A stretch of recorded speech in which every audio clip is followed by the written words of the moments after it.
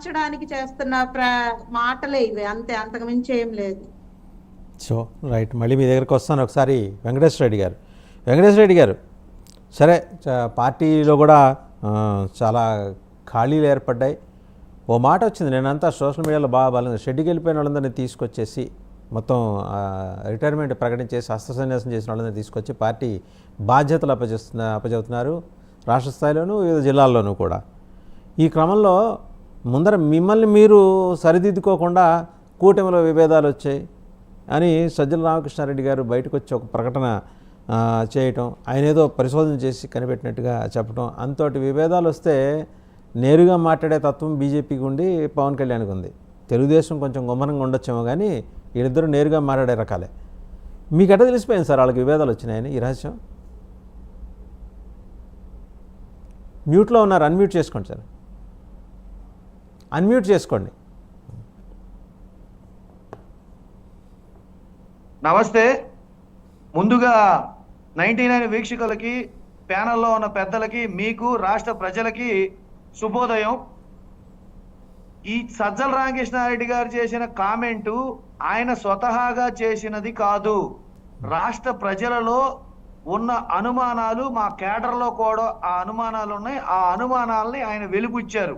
ఎందుకు ఈ అనుమానాలు వచ్చినాయి అనేది మేము కనుక తీసుకుంటే, గడిచిన 4 నెలల్లో ఆయన ప్రమాణ స్వీకారం చేసి డిప్యూటీ సీఎంగా ప్రమాణ స్వీకారం చేసిన దగ్గర నుంచి ఎక్కడా కూడా ఒక వేదిక మీదకి రావడం కానీ, ఒక అట్లీస్ట్ వరద బాధితుల సహాయార్థం కూడా ఆ చర్యల్లో కూడా కలిసి పనిచేయడం కానీ, రాష్ట్రంలో జరుగుతున్న సమస్యల గురించి పవన్ కళ్యాణ్ గారు ఇన్వాల్వ్ అయ్యి స్వతహాగా ఆయన మానవతావాది అని చెప్పేసి అందరూ ఒప్పుకుంటారు.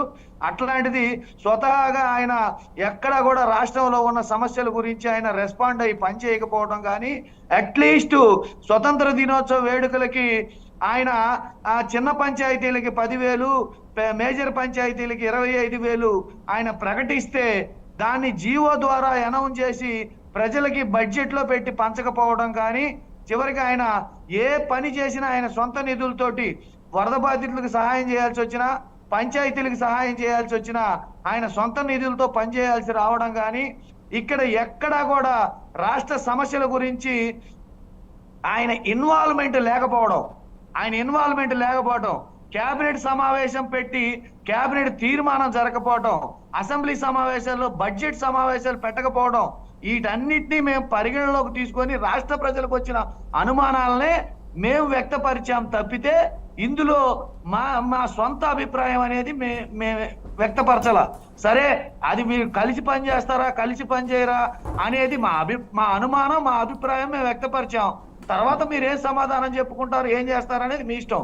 మీరు అన్నట్లు మా సొంత పార్టీలో అది కూడా దాని కూడా మీరు అన్నట్టు మా సొంత పార్టీలో ఉన్న విషయాల గురించి కూడా మీరు చెప్పారు. మా సొంత పార్టీలో ఉన్న ఖాళీల్ని జిల్లా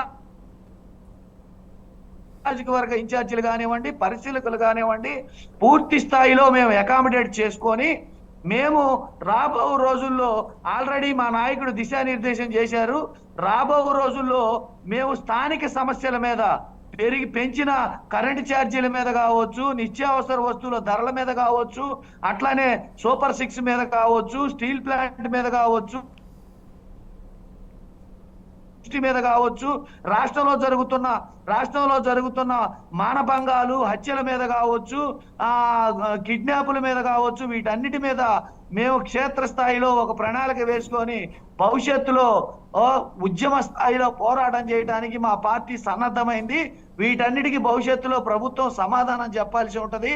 ఇక ఈ మత విశ్వాసాలు వీటన్నిటి మీద లడ్డు విషయం కానీ, తిరుపతి విషయం కానీ సుప్రీంకోర్టు ఆదేశాలు జారీ చేసింది, ఎవరిని మాట్లాడొద్దని. అయినా సరే వాళ్ళు మాట్లాడితే వాళ్ళ విఘ్నత వదిలేస్తాం.